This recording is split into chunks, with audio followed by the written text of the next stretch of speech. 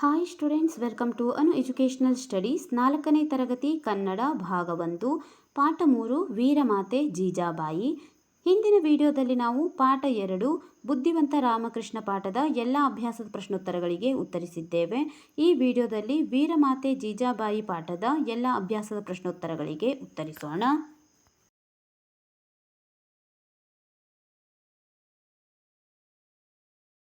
ಇಲ್ಲಿ ಪದಗಳ ಅರ್ಥಗಳನ್ನು ಕೊಡಲಾಗಿದೆ. ನೀವು ತಿಳಿಯದೇ ಇರುವಂತಹ ಪದಗಳ ಅರ್ಥಗಳನ್ನು ನೋಡಿ ತಿಳಿದುಕೊಳ್ಳಿ.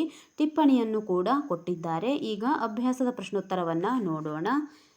ಅಭ್ಯಾಸ ಒಂದೊಂದು ವಾಕ್ಯದಲ್ಲಿ ಉತ್ತರ ಬರೆಯಿರಿ. ಇಲ್ಲಿ ಕೊಟ್ಟಿರುವಂತಹ ಎಲ್ಲ ಪ್ರಶ್ನೆಗಳಿಗೆ ಒಂದೊಂದು ವಾಕ್ಯದಲ್ಲಿ ಉತ್ತರವನ್ನು ಬರೆಯಬೇಕು. ಪ್ರಶ್ನೆ ನಂಬರ್ 1, ತಾಯಿಗೆ ಮಗನು ಏನೆಂದು ಕೇಳಿದನು. ಇಲ್ಲಿ ಈಗ ನಾವು ಉತ್ತರವನ್ನು ಬರೆಯೋಣ. ಉತ್ತರ: ಅಮ್ಮ ನನ್ನನ್ನು ಕರೆಸಿದ ಕಾರಣವೇನು? ನನ್ನಿಂದ ಏನಾಗಬೇಕು ಕೇಳು ತಾಯಿ ಎಂದು ತಾಯಿಗೆ ಮಗನು ಕೇಳಿದನು. ಇಲ್ಲಿ ನಾವು ಒಂದು ವಾಕ್ಯದಲ್ಲಿ ಉತ್ತರವನ್ನು ಬರೆದಿದ್ದೇವೆ. ಇನ್ನೊಮ್ಮೆ ಉತ್ತರವನ್ನು ನೋಡಿಕೊಳ್ಳಿ. ಅಮ್ಮ ನನ್ನನ್ನು ಕರೆಸಿದ ಕಾರಣವೇನು? ನನ್ನಿಂದ ಏನಾಗಬೇಕು ಕೇಳು ತಾಯಿ ಎಂದು ತಾಯಿಗೆ ಮಗನು ಕೇಳಿದನು. ಪ್ರಶ್ನೆ ನಂಬರ್ 2, ಕೊಂಡಾಣದುರ್ಗ ಯಾರ ವಶದಲ್ಲಿತ್ತು? ಉತ್ತರ: ಕೊಂಡಾಣದುರ್ಗವು ಮೊಘಲರ ವಶದಲ್ಲಿತ್ತು.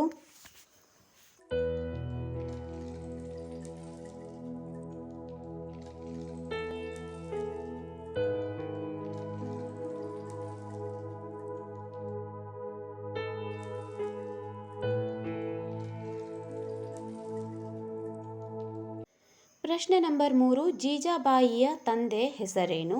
ಜೀಜಾಬಾಯಿಯ ತಂದೆಯ ಹೆಸರು ಲಖೋಜಿ ಜಾಧವ್ರಾವ್. 4ನೇ ಪ್ರಶ್ನೆ, ಶಿವಾಜಿಯ ಗುರುವಿನ ಹೆಸರೇನು? ಶಿವಾಜಿಯ ಗುರುವಿನ ಹೆಸರು ದಾದಾಜಿ ಕೊಂಡದೇವ.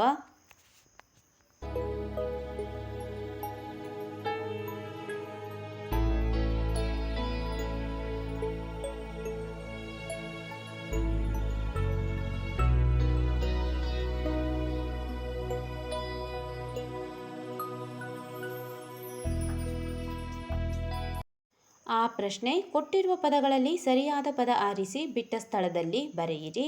ಇಲ್ಲಿ ಬ್ರ್ಯಾಕೆಟ್ನಲ್ಲಿ ಮಹಾಭಾರತ, ಜೀಜಾಬಾಯಿ, ರಾಯಗಢ, ಶಹಾಜಿ, ರಾಮಾಯಣ ಎಂದು ಕೊಟ್ಟಿದ್ದಾರೆ. ನಾವು ಇಲ್ಲಿರುವಂತಹ ಪದಗಳನ್ನೇ ಆರಿಸಿ ಬಿಟ್ಟ ಸ್ಥಳವನ್ನು ತುಂಬಬೇಕಾಗಿದೆ. ಪ್ರಶ್ನೆ ನಂಬರ್ 1 ಗಮನಿಸಿ. ಛತ್ರಪತಿ ಶಿವಾಜಿ ತಾಯಿಯ ಹೆಸರು ಡ್ಯಾಶ್ ಎಂದು ಕೊಟ್ಟಿದ್ದಾರೆ. ಛತ್ರಪತಿ ಶಿವಾಜಿ ತಾಯಿಯ ಹೆಸರು ಜೀಜಾಬಾಯಿ ಎಂದು ಬರೆದುಕೊಳ್ಳಿ. ಪ್ರಶ್ನೆ ನಂಬರ್ 2, ಜೀಜಾಬಾಯಿ ಡ್ಯಾಶ್ ಎಂಬುವವನನ್ನು ವಿವಾಹವಾದಳು.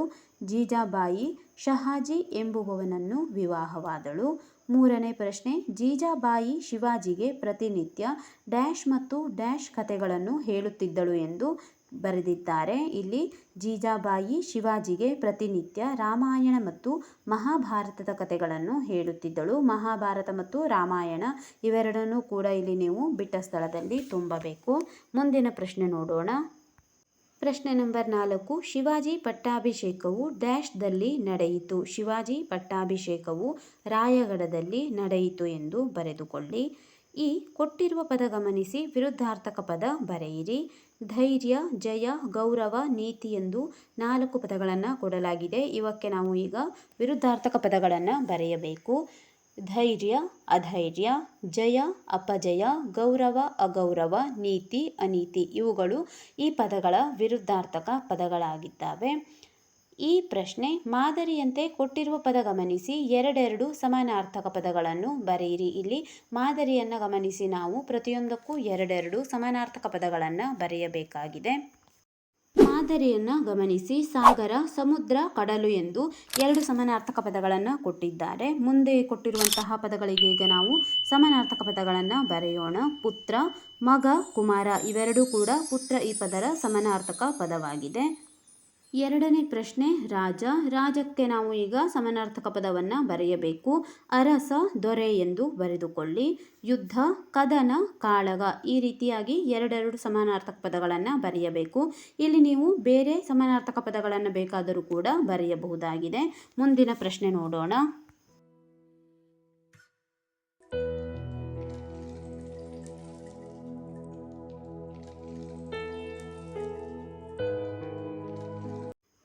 ಪ್ರಶ್ನೆ ಕೊಟ್ಟಿರುವ ಪದ ಬಳಸಿ ಸ್ವಂತ ವಾಕ್ಯ ಬರೆಯಿರಿ. ಬಹುಮಾನ, ಸ್ವಂತ ವಾಕ್ಯವನ್ನು ಇಲ್ಲಿ ನೀವು ನಿಮಗೆ ಬೇಕಾದಂತಹ ಸ್ವಂತ ವಾಕ್ಯಗಳನ್ನು ಬರೆದುಕೊಳ್ಳಬಹುದು. ನಾವು ಉದಾಹರಣೆಯಾಗಿ ಒಂದಿಷ್ಟು ಸ್ವಂತ ವಾಕ್ಯಗಳನ್ನು ಇಲ್ಲಿ ಬರೆದು ತೋರಿಸಿದ್ದೇವೆ. ಬಹುಮಾನ: ಹಾಡಿನ ಸ್ಪರ್ಧೆಯಲ್ಲಿ ಭಾಗವಹಿಸಿ ಬಹುಮಾನ ಪಡೆದೆನು. ಉದ್ಯೋಗ: ಉತ್ತಮವಾಗಿ ಓದಿ ಒಳ್ಳೆಯ ಉದ್ಯೋಗ ಪಡೆಯಬೇಕು. ಗುಲಾಮಗಿರಿ: ಸ್ವಾತಂತ್ರ್ಯ ಪೂರ್ವದಲ್ಲಿ ಭಾರತವು ಬ್ರಿಟಿಷರ ಗುಲಾಮಗಿರಿಯಲ್ಲಿತ್ತು. ವೈಭವ: ಮೈಸೂರು ದಸರಾ ಹಬ್ಬದ ಆಚರಣೆಯು ವೈಭವದಿಂದ ಕೂಡಿರುತ್ತದೆ. ಆಶೀರ್ವಾದ: ಗುರು ಹಿರಿಯರ ಆಶೀರ್ವಾದ ಪಡೆದು ಉತ್ತಮ ಕೆಲಸ ಪ್ರಾರಂಭಿಸಬೇಕು. ಈ ರೀತಿಯಾಗಿ ಇಲ್ಲಿ ನಾವು ಸ್ವಂತ ವಾಕ್ಯಗಳನ್ನು ಬರೆದಿದ್ದೇವೆ. ಸರಿಯಾಗಿ ನೋಡಿ ಬರೆದುಕೊಳ್ಳಿ.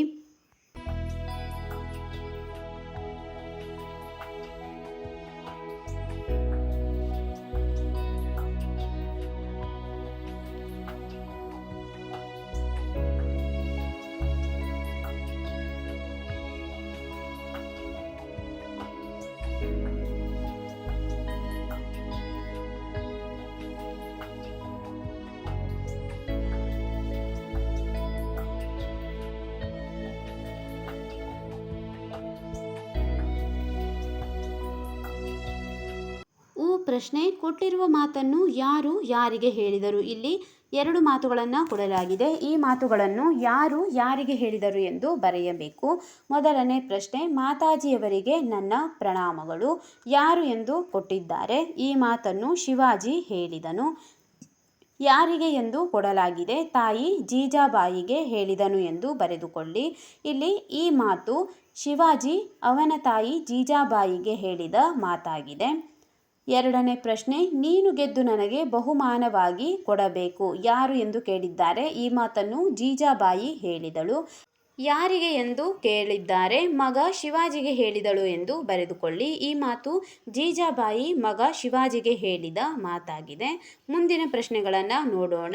ಪದಗಳನ್ನು ಸರಿಜೋಡಿಸಿ ವಾಕ್ಯ ರಚಿಸಿ ಬರೆಯಿರಿ. ಇಲ್ಲಿ ವಾಕ್ಯದಲ್ಲಿ ಶಬ್ದಗಳನ್ನು ಅದಲು ಬದಲಾಗಿ ಕೊಟ್ಟಿದ್ದಾರೆ. ಈಗ ನಾವು ವಾಕ್ಯದಲ್ಲಿನ ಶಬ್ದಗಳನ್ನು ಸರಿಯಾಗಿ ಜೋಡಿಸಿ ಬರೆಯಬೇಕು. ಮೊದಲನೇ ಪ್ರಶ್ನೆ: ತಾಯಿ ನೀಡುತ್ತೇನೆ ಕೇಳು ಅಗತ್ಯವಾಗಿ ಎಂದು ಕೊಡಲಾಗಿದೆ. ನಾವು ಸರಿಯಾದ ವಾಕ್ಯವನ್ನು ರಚಿಸೋಣ.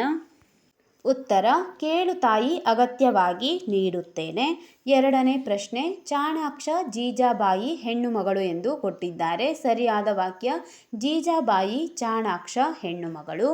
ಮೂರನೇ ಪ್ರಶ್ನೆ: ಪಟ್ಟಾಭಿಷೇಕವು ಅತಿ ಶಿವಾಜಿಯ ನಡೆಯಿತು ವೈಭವದಿಂದ ಎಂದು ಕೊಡಲಾಗಿದೆ. ಸರಿಯಾಗಿ ಜೋಡಿಸಿ ಬರೆದಾಗ ಶಿವಾಜಿಯ ಪಟ್ಟಾಭಿಷೇಕವು ಅತಿ ವೈಭವದಿಂದ ನಡೆಯಿತು. ಈ ರೀತಿಯಾಗಿ ನೀವು ಬರೆದುಕೊಳ್ಳಬೇಕು.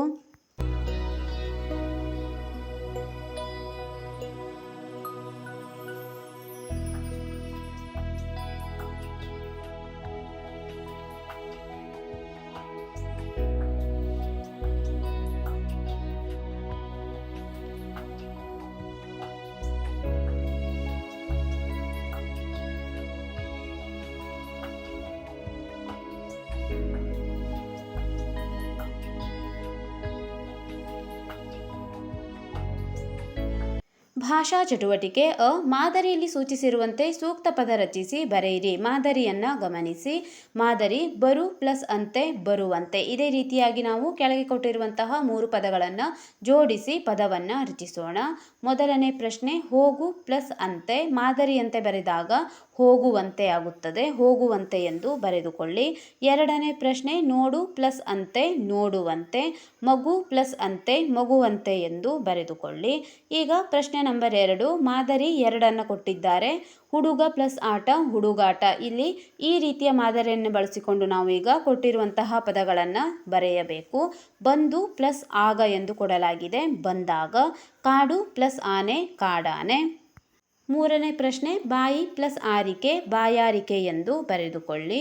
ಇಲ್ಲಿ ಮಾದರಿ 1 ಮತ್ತು ಮಾದರಿ 2ರಲ್ಲಿ ಕೊಟ್ಟಿರುವಂತೆ ನಾವು ಪದಗಳನ್ನು ರಚಿಸಿ ಬರೆದಿದ್ದೇವೆ. ಸರಿಯಾಗಿ ನೋಡಿ ಬರೆದುಕೊಳ್ಳಿ.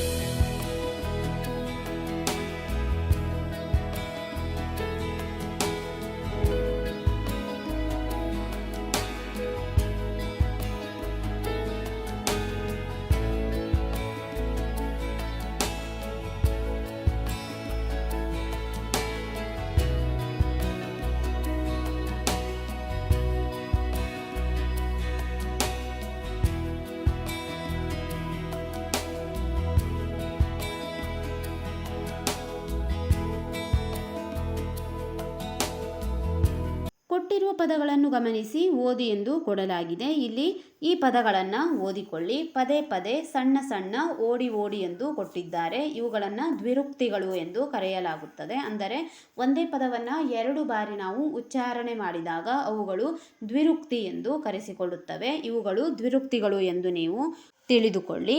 ಈ ಪ್ರಶ್ನೆಯನ್ನು ಈಗ ನೋಡೋಣ. ಆವರಣದಲ್ಲಿರುವ ಪದಗಳನ್ನು ಗಮನಿಸಿ ಅವುಗಳ ಸಹಾಯದಿಂದ ಗಾದೆಯನ್ನು ಪೂರ್ಣ ಮಾಡಿ. ಇಲ್ಲಿ ಕೆಳಗೆ ಬ್ರಾಕೆಟ್ನಲ್ಲಿ ಕೊಟ್ಟಿರುವಂತಹ ಪದಗಳನ್ನು ಬಳಸಿ ನಾವು ಗಾದೆಗಳನ್ನು ಪೂರ್ಣ ಮಾಡೋಣ.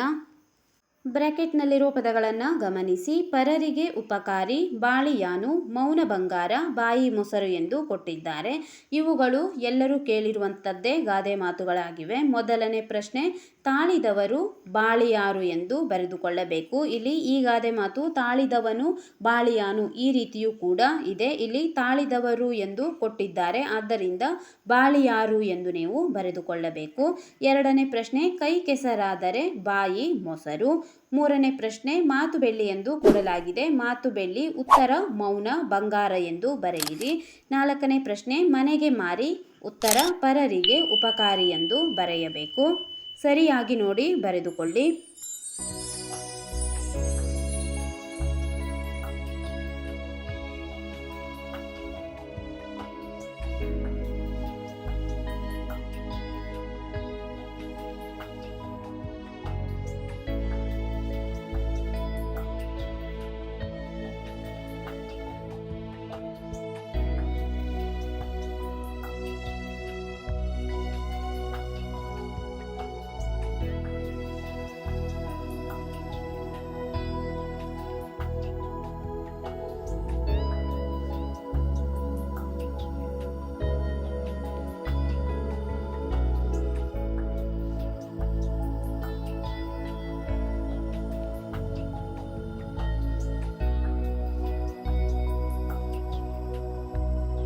ಬಳಕೆ ಚಟುವಟಿಕೆಯನ್ನು ಕೊಟ್ಟಿದ್ದಾರೆ. ಮೊದಲನೇ ಪ್ರಶ್ನೆ, ನೀನು ಜೀಜಾಬಾಯಿಯ ಯಾವ ಗುಣವನ್ನು ಇಷ್ಟಪಡುವೆ, ಏಕೆ ಎಂದು ಕೇಳಿದ್ದಾರೆ. ಇಲ್ಲಿ ನಾವು ಉತ್ತರವನ್ನು ಬರೆದಿದ್ದೇವೆ, ಬರೆದುಕೊಳ್ಳಿ. ಶಿವಾಜಿಗೆ ಜೀಜಾಬಾಯಿ ರಾಮಾಯಣ, ಮಹಾಭಾರತ, ಪುರಾಣ ಪುಣ್ಯಕಥೆಗಳನ್ನು ಹೇಳುತ್ತಿದ್ದುದು. ನ್ಯಾಯ, ನೀತಿ, ಸ್ತ್ರೀಯರಲ್ಲಿ ಗೌರವ, ಕಷ್ಟ ಸಹಿಷ್ಣುತೆ ಗುಣಗಳನ್ನು, ಧೈರ್ಯ, ಸ್ವಾಭಿಮಾನ, ಸಾಹಸ, ಸೇವೆ, ತ್ಯಾಗದ ಮೌಲ್ಯಗಳನ್ನು ಕಲಿಸಿರುವುದು. ಈ ಗುಣಗಳನ್ನು ಇಷ್ಟಪಡುವೆ, ಏಕೆಂದರೆ ಶಿವಾಜಿಯನ್ನು ವೀರಯೋಧನನ್ನಾಗಿ ಮಾಡಬೇಕೆಂದು ಬಾಲ್ಯದಲ್ಲಿಯೇ ಕಲಿಸಿದರು. ಇಲ್ಲಿ ಈ ರೀತಿಯಾಗಿ ನಾವು ಉತ್ತರವನ್ನು ಬರೆದಿದ್ದೇವೆ. ಸರಿಯಾಗಿ ನೋಡಿ ಬರೆದುಕೊಳ್ಳಿ.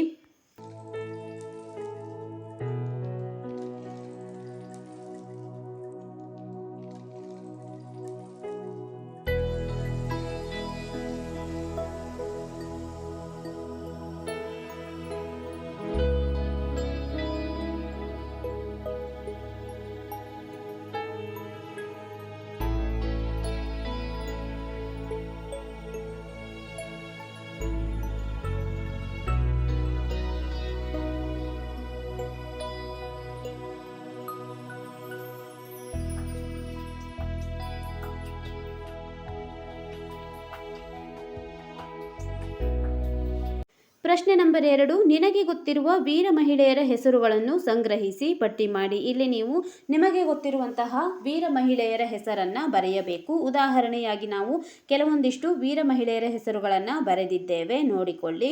ಒನಕೆ ಓಬವ್ವ, ಕಿತ್ತೂರು ರಾಣಿ ಚೆನ್ನಮ್ಮ, ಝಾನ್ಸಿ ರಾಣಿ ಲಕ್ಷ್ಮೀಬಾಯಿ, ಉಮಾಬಾಯಿ, ಕುಂದಾಪುರ, ಕಮಲಾದೇವಿ ಚಟ್ಟೋಪಾಧ್ಯಾಯ, ಬೆಳವಡಿ ಮಲ್ಲಮ್ಮ, ಕೆಳದಿ ಚೆನ್ನಮ್ಮ. ಇಲ್ಲಿ ಇಷ್ಟು ಜನ ವೀರ ಮಹಿಳೆಯರ ಹೆಸರನ್ನು ನಾವು ಬರೆದಿದ್ದೇವೆ. ನೀವು ಇನ್ನುಳಿದ ವೀರ ಮಹಿಳೆಯರ ಹೆಸರುಗಳನ್ನು ಕೂಡ ಇಲ್ಲಿ ಬರೆದುಕೊಳ್ಳಬಹುದು. ಮುಂದಿನ ಪ್ರಶ್ನೆ ನೋಡಿ. ಪ್ರಶ್ನೆ ನಂಬರ್ 3, ನಿನ್ನ ಮತ್ತು ತಾಯಿಯ ನಡುವೆ ಬೆಳಿಗ್ಗೆ ಶಾಲೆಗೆ ಹೊರಡುವ ಸಮಯದಲ್ಲಿ ನಡೆಯುವ ಸಂಭಾಷಣೆಯನ್ನು ಊಹಿಸಿ ಬರೆದು ಸೂಕ್ತ ಲೇಖನ ಚಿಹ್ನೆಗಳನ್ನು ಹಾಕು ಎಂದು ಕೊಟ್ಟಿದ್ದಾರೆ. ಇಲ್ಲಿ ನೀವು ನಿಮ್ಮ ಸಂಭಾಷಣೆಯನ್ನು ನಿಮ್ಮ ಮಾತುಗಳಲ್ಲೂ ಕೂಡ ಬರೆದುಕೊಳ್ಳಬಹುದು. ಮಗಳು ಅಥವಾ ಮಗ ಎಂದು ನೀವು ಬರೆಯಿರಿ. ಹುಡುಗರಾಗಿದ್ದಲ್ಲಿ ಮಗ ಎಂದು, ಹುಡುಗಿಯರಾಗಿದ್ದಲ್ಲಿ ಮಗಳು ಎಂದು ನೀವು ಊಹಿಸಿಕೊಂಡು ಬರೆಯಬೇಕು. ಅಮ್ಮ, ನಾನು ಶಾಲೆಗೆ ಸರಿಯಾದ ಸಮಯಕ್ಕೆ ಹೋಗಬೇಕು, ನಾನು ಬೇಗ ತಯಾರಾಗುವೆ. ಇಲ್ಲಿ ನಿಮ್ಮ ಮಾತನ್ನು ನಾವು ಬರೆದಿದ್ದೇವೆ. ಈಗ ನಿಮ್ಮ ಮಾತಿಗೆ ಪ್ರತಿಯುತ್ತರವಾಗಿ ನಿಮ್ಮ ತಾಯಿಯು ಹೇಳುವ ಮಾತನ್ನು ಬರೆದುಕೊಳ್ಳಿ. ಆಯಿತು ಮಗನೇ, ತಯಾರಾಗಿ ಪುಸ್ತಕಗಳನ್ನು ಸರಿಯಾಗಿ ಹೊಂದಿಸಿಕೊ, ನಾನು ತಿಂಡಿ ಮಾಡಿ ಕೊಡುವೆ. ಮಗಳು, ಈಗ ನೀವು ನಿಮ್ಮ ಮಾತನ್ನು ಬರೆಯಬೇಕು. ಅಮ್ಮ, ಇವತ್ತು ಏನು ತಿಂಡಿ ಮಾಡುತ್ತಿರುವೆ ಎಂದು ನಾವು ಬರೆದಿದ್ದೇವೆ. ಇಲ್ಲಿ ನೀವು ಬೇರೆ ರೀತಿಯ ಸಂಭಾಷಣೆಯನ್ನು ಕೂಡ ಬರೆದುಕೊಳ್ಳಬಹುದು. ಉದಾಹರಣೆಯಾಗಿ ನಾವು ಇಲ್ಲಿ ಈ ರೀತಿಯಾಗಿ ಬರೆದು ತೋರಿಸಿದ್ದೇವೆ.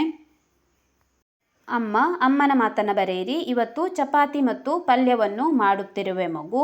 ನಿಮ್ಮ ಮಾತು, ಅಮ್ಮ ನಾನು ತಯಾರಾಗಿರುವೆ, ತಿಂಡಿಯನ್ನು ಕೊಡಿ. ಈಗ ಅಮ್ಮನ ಮಾತನ್ನು ಬರೆಯಿರಿ. ಶಾಲೆಯಿಂದ ಬೇಗ ಮನೆಗೆ ಬಾ ಮಗು. ನಿನಗೆ ಇನ್ನೂ ಕೆಲವು ಪುಸ್ತಕಗಳನ್ನು ತರಲು ಮಾರುಕಟ್ಟೆಗೆ ಹೋಗೋಣ. ಈ ರೀತಿಯಾಗಿ ಇಲ್ಲಿ ನಾವು ತಾಯಿ ಮತ್ತು ನಿಮ್ಮ ನಡುವಿನ ಸಂವಾದವನ್ನು ಬರೆದಿದ್ದೇವೆ. ಸರಿಯಾಗಿ ನೋಡಿ ಬರೆದುಕೊಳ್ಳಿ.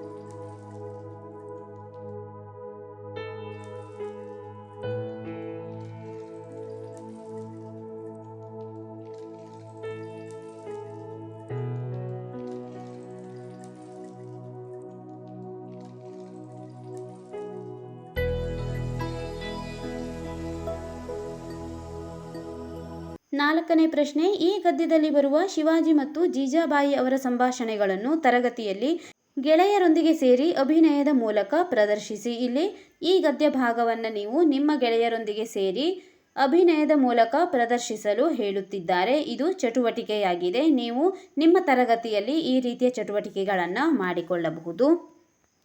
ಈ ವಿಡಿಯೋದಲ್ಲಿ ನಾವು ವೀರಮಾತೆ ಜೀಜಾಬಾಯಿ ಪಾಠದ ಎಲ್ಲ ಅಭ್ಯಾಸದ ಪ್ರಶ್ನೋತ್ತರಗಳಿಗೆ ಉತ್ತರಿಸಿದ್ದೇವೆ. ಮುಂದಿನ ವಿಡಿಯೋದಲ್ಲಿ ಇನ್ನುಳಿದ ಪಾಠಗಳ ಅಭ್ಯಾಸದ ಪ್ರಶ್ನೋತ್ತರಗಳನ್ನು ಬಿಡಿಸೋಣ.